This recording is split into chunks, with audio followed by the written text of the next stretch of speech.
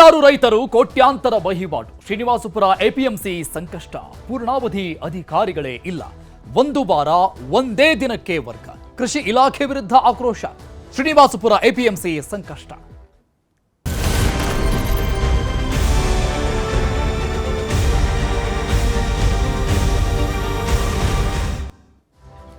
ಕೋಲಾರ ಜಿಲ್ಲೆಯ ಶ್ರೀನಿವಾಸಪುರ ಎಪಿಎಂಸಿ ಮಾರುಕಟ್ಟೆಗೆ ಸಂಕಷ್ಟ ತಲೆದೋರಿದೆ. ಏಷ್ಯಾದ ಅತಿ ದೊಡ್ಡ ಮಾವು ಮಾರುಕಟ್ಟೆ ಇದು. ಏಷ್ಯಾದಲ್ಲಿನೇ ಅತಿ ದೊಡ್ಡ ಮಾವು ಮಾರುಕಟ್ಟೆ ಅನ್ನುವಂಥ ಹೆಗ್ಗಳಿಕೆಯನ್ನ ಪಡೆದಿದೆ ಶ್ರೀನಿವಾಸಪುರದಲ್ಲಿರುವಂತಹ ಎಪಿಎಂಸಿ. ಅದಕ್ಕೀಗ ಸಂಕಷ್ಟ ಸ್ಥಿತಿ ಒದಗಿದೆ. ಮಾರುಕಟ್ಟೆ ಕಾರ್ಯದರ್ಶಿಗಳ ವರ್ಗಾವಣೆ ದೊಡ್ಡ ತಲೆಬಿಸಿ ಆಗ್ಬಿಟ್ಟಿದೆ. ಇದು ರೈತರ ಮೇಲೆ ಕೂಡ ಎಫೆಕ್ಟ್ ಆಗ್ತಾ ಇದೆ. ಇವತ್ತಿರುವ ಅಧಿಕಾರಿಗಳು ನಾಳೆ ವರ್ಗಾವಣೆ ಆಗ್ತಾರೆ, ನಾಳೆ ಇರೋದೇ ಇಲ್ಲ. ಮಾವಿನ ಸೀಸನ್ನಲ್ಲಿನೇ 4 ಜನ ಅಧಿಕಾರಿಗಳ ವರ್ಗಾವಣೆ ಮಾಡಲಾಗಿದೆ. ಏನು ಕಾರಣ? ಮಾರುಕಟ್ಟೆ ನಿರ್ವಹಣೆಗೆ ಇದ್ದಿದ್ರಿಂದ ಮಾರುಕಟ್ಟೆಯ ನಿರ್ವಹಣೆಗಾಗಿ ಇದರಿಂದ ಪೆಟ್ಟು ಬೀಳ್ತಾ ಇದೆ. ಸೊ ಸಹಜವಾಗಿ ಅದು ರೈತರಿಗೂ ಕೂಡ ಎಫೆಕ್ಟ್ ಆಗುತ್ತೆ.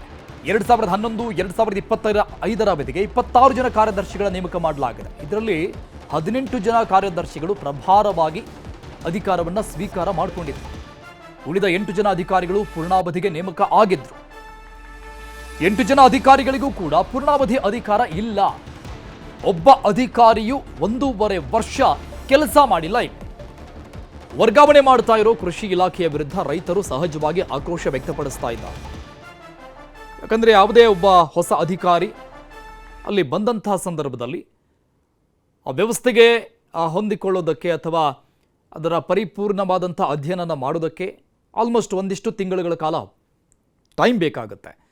ಅಷ್ಟರಲ್ಲಿನೇ ಅಧಿಕಾರಿಗಳನ್ನು ವರ್ಗಾವಣೆ ಮಾಡಿಬಿಟ್ರೆ ಹೆಂಗೆ ಅನ್ನೋದು ಇಲ್ಲಿನ ರೈತರ ಆಕ್ರೋಶಕ್ಕೆ ಕಾರಣ ಆಗಿರೋದು.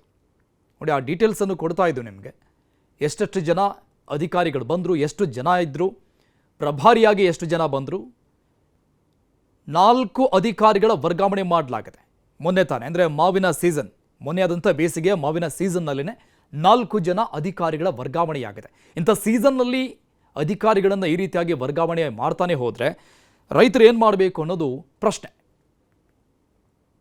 ನಾನೀಗ ಮುಳಬಾಗ್ಲು ಎಪಿಎಂಸಿಯಲ್ಲಿ ಸೆಕ್ರೆಟರಿ ಆಗಿದ್ದೀನಿ. ಇಲ್ಲಿ ಬಂದು 13 ದಿವಸ ಆಯಿತು. ಹಾಗಾಗಿ ನಾನು ಇಲ್ಲೂ ಜವಾಬ್ದಾರಿ ತೊಗೊಂಡು ಸರ್ ಅದೇ ಚಾಲೆಂಜಿಂಗ್ ಅಂದರೆ ಅದೇ ಸೀಸನ್ ಟೈಮಲ್ಲಿ ಸ್ವಚ್ಛತೆ ಅದೊಂದು ಬಗ್ಗೆ, ಮತ್ತು ಲೈಟ್ಸು, ಮೂಲಭೂತ ಸೌಕರ್ಯ ಅದನ್ನು ಒದಗಿಸಿದ್ರೆ ಇಲ್ಲಂಥ ಸಮಸ್ಯೆ ಏನು ಉದ್ಭವಿಸಲ್ಲ. ಇಲ್ಲಿ ಕೋಟಿಗಟ್ಟಲೆ ವ್ಯವಹಾರ, ಟನ್ಗಟ್ಟಲೆ, ಲಕ್ಷಾಂತರ ಟನ್ಗಟ್ಟಲೆ ವ್ಯವಹಾರ ನಡೀತಾ ಇರ್ತಕ್ಕಂಥ ಸಂದರ್ಭದಲ್ಲಿ ಕಾರ್ಯದರ್ಶಿಗಳನ್ನು ಟ್ರಾನ್ಸ್ಫರ್ ಮಾಡ್ತಾ ಇರ್ತಕ್ಕಂಥ ಸರ್ಕಾರದ ಧ್ಯೇಯ ನಿಜವಾಗಲೂ ನಮ್ಮ ಶ್ರೀನಿವಾಸಪುರ ಮಾವು ಬೆಳೆಗಾರರ ಬಗ್ಗೆ ನಿರಾಸಕ್ತಿ ತೋರಿಸ್ತಾ ಇದೆ ಅಂತೇಳಿ ನಾವು ಅಂದ್ಕೊತಾ ಇದ್ವಿ. ಪ್ರಭಾರಿ ಅಧಿಕಾರಿಗಳು ಈಗ ಮುಳಬಾಗಿಲಿಂದ ಟ್ರಾನ್ಸ್ಫರ್ ಆಗಿ ಇಲ್ಲಿಗೆ ಪ್ರಭಾರಿ ಇನ್ಚಾರ್ಜ್ ಆಗಿ ಬಂದಿದ್ದಾರೆ. ಇಲ್ಲಿನ ಅವಗಾಹನೆ ಅವ್ರಿಗೆ ಏನಿರುತ್ತೆ? ಕನಿಷ್ಠ ಪಕ್ಷ ಇಲ್ಲಿ ಒಂದು 6 ತಿಂಗಳು ಕೆಲಸ ಮಾಡಿದರೆ ಇಲ್ಲಿ ಯಾವ ಮಂಡಿಯವ್ರು ಹೆಂಗೆ ವ್ಯಾಪಾರ ವಹಿವಾಟನ್ನು ಮಾಡ್ತಾ ಇದ್ದಾರೆ, ಯಾವ ರೈತರು ಹೆಂಗಿದೆ, ಇಲ್ಲಿ ಏನು ಸೌಲಭ್ಯಗಳು ಬೇಕು, ಏನು ಸೌಲಭ್ಯಗಳಿಂದ ವಂಚಿತರಾಗಿದ್ದಾರೆ, ಅವ್ರಿಗೆಲ್ಲ ಯಾವ ರೀತಿ ನಾವು ಸರಿಪಡಿಸಬೇಕು, ಯಾವ ರೀತಿ ಮಾರ್ಕೆಟನ್ನು ಸುಸಜ್ಜಿತವಾಗಿ ನಡೆಸಬೇಕು ಅನ್ನೋದು ಅವಗಾಹನೆ ಇರುತ್ತೆ. ಈಗ ಕರೆಕ್ಟಾಗಿ ಸೀಸನ್ ಪ್ರಾರಂಭವಾದ ಒಂದು ವಾರದೊಳಗೆ ಇಲ್ಲಿನ ಸೆಕ್ರೆಟ್ರಿ ಟ್ರಾನ್ಸ್ಫರ್ ಆಗ್ತಾರೆ. ಈಗ ಪ್ರಭಾರಿ ಸೆಕ್ರೆಟ್ರಿ ಬಂದಿದ್ದಾರೆ. ಅವರೆಲ್ಲ ಇಲ್ಲಿನ ಎಲ್ಲ ವಾತಾವರಣ ತಿಳ್ಕೊಳ್ಳೋಷ್ಟರಲ್ಲಿ ಸೀಸನ್ ಮುಗಿದೋಗುತ್ತೆ. ಎಷ್ಟು ಮಾತ್ರ ಅನುಕೂಲ ಮಾಡಿಕೊಡೋಕ್ಕೆ ಆಗುತ್ತೆ ರೈತರಿಗೆ? ನಿಜವಾಗ್ಲೂ ಸರ್ಕಾರ ನಮ್ಮ ಶ್ರೀನಿವಾಸಪುರದ ಮಾವು ಬೆಳೆಗಾರರ ಮೇಲೆ ಮಲತಾಯಿ ಧೋರಣೆಯನ್ನು ತೋರಿಸ್ತಾ ಇದೆ. ಈ ಬಗ್ಗೆ ಆಲೋಚನೆ ಮಾಡ್ತಾ ಇಲ್ಲ. ಯಾಕೆ ಏನು ಅನ್ನೋದು ನಮಗೆ ಕಿಂಚಿತ್ತು ಗೊತ್ತಾಗ್ತಾ ಇಲ್ಲ. ಅದು ಏನಂದರೆ ಸರ್ಕಾರದ ಒಂದು ವಿಫಲತೆ. ಇದ್ರ ಬಗ್ಗೆ ಸರ್ಕಾರ ವ್ಯವಸ್ಥೆ ತಗೊಂಡು ಇಲ್ಲಿ ಏನಿದೆ ವ್ಯವಸ್ಥೆ ಏನು ಮಾಡಬೇಕು ಅದಕ್ಕೆ ನಾವು ಸುವ್ಯವಸ್ಥಿತವಾಗಿ ಒಬ್ಬ ಆಫೀಸರ್ ನೀಡಬೇಕು. ಅವ್ರ ಕೆಳಗಡೆ ಆಫೀಸರ್ಗಳೇನಿದ್ದಾರೆ ಅವ್ರನ್ನೆಲ್ಲ ಸುವ್ಯವಸ್ಥಿತವಾಗಿ ನಡ್ಕೊಂಡು ಹೋದರೆ ಅದು ಆದಾಯನೂ ಇರುತ್ತೆ, ಪ್ಲಸ್ ನಾವು ಡೆವಲಪ್ಮೆಂಟ್ ಮಾಡೋಕ್ಕೂ ಅವಕಾಶ ಇರುತ್ತೆ. ನಾವು ಯಾವಾಗ ಕಾಂಟ್ರಾಕ್ಟ್ ಬೇಸಿಸ್ ಆಗಿ ನಾವು ಕೆಲಸಕ್ಕೆ ತಗೊತಾರೋ ಅವ್ರೇನಾಗ್ತಾರೆ, ನಾಳೆ ಬೆಳಗ್ಗೆ ನಾವು 6 ತಿಂಗಳು ಇರ್ತೀವಿ, ನಾಳೆ ಹೋಗ್ತೀವಿ ಅನ್ನೋ ಇದರಲ್ಲಿ ಅವರು ಕೆಲಸ ಮಾಡಲ್ಲ.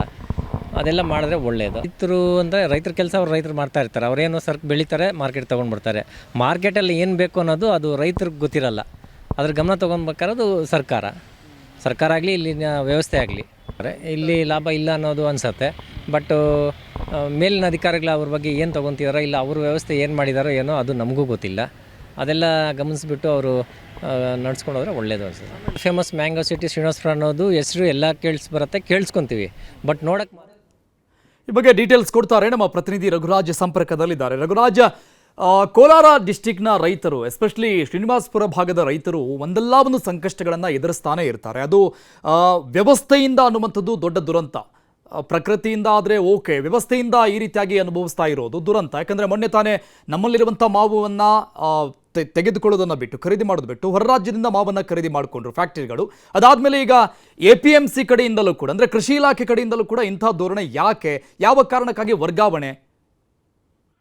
ಖಂಡಿತ ಅರುಣ್, ಏನು ಕೋಲಾರ ಜಿಲ್ಲೆಯ ಶ್ರೀನಿವಾಸಪುರ ತಾಲೂಕಿನಲ್ಲಿ ಈಗಾಗಲೇ ಮಾವು ಬೆಳೆಗಾರರನ್ನ ಸರ್ಕಾರ ಎಲ್ಲ ಒಂದ್ ಕಡೆ ನಿರ್ಲಕ್ಷ್ಯ ಮಾಡ್ತಾ ಇದೆ ಅಂತಕ್ಕಂಥ ಒಂದು ಚರ್ಚೆ ಕೂಡ ಆಗ್ತಾ ಇದೆ. ಇದರ ಬೆನ್ನಲ್ಲೇ ಇಲ್ಲಿರ್ತಕ್ಕಂಥ ಒಂದು ಮಾವಿನ ಒಂದು ಮಾರುಕಟ್ಟೆ ಏನಿದೆ, ಏಷ್ಯಾದಲ್ಲಿ ಅತಿ ದೊಡ್ಡ ಒಂದು ಮಾವಿನ ಮಾರುಕಟ್ಟೆ ಆಗಿದೆ.